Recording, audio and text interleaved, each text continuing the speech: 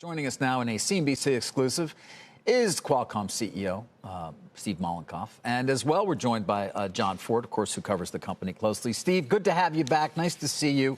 And congrats. Well, forget that. I don't like to do that, actually. It was a good quarter.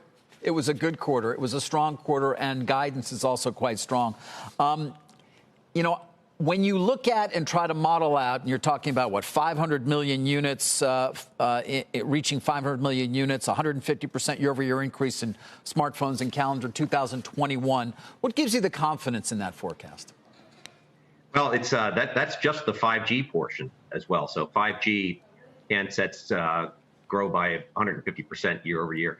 I'll tell you what gives us confidence. If you look this year, and I think we talked about this a bit earlier in the year, the real question was how would the market react to the COVID pandemic? And obviously a couple of quarters ago, there was a lot of concern about how different industries would react. But what's happened in the handset industry is it's probably come back a little stronger than people expected. One of the reasons that we had such a good print this quarter was because the handset market in total was a little stronger than we thought. We thought it might be down, impacted about 15% due to COVID, and ended up being about 5% down.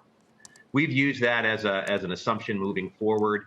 And so we have a lot of confidence actually in our 5G forecast and the handset forecast overall. I think our visibility into the way that the market is performing, even in this pandemic environment, has increased over the last several quarters.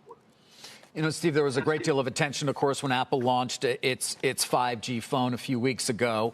But there were also plenty of reviewers who point out and others who point out, hey, if you really want to get that kind of functionality that will come along with it, you've got to be basically standing at the tower.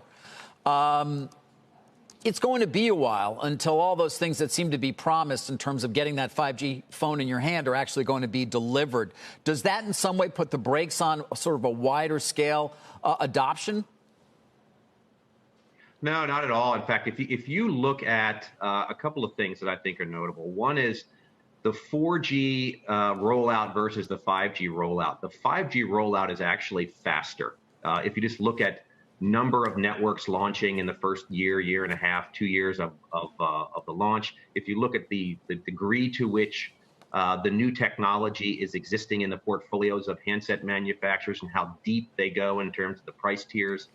And then the other thing that I think is really important is that the handset market has actually already made the switch to that technology even before you start to see the deployment. So when we look at it with, I guess, the eyes of seeing many of these transitions, we're quite pleased with the way the 5G rollout is occurring.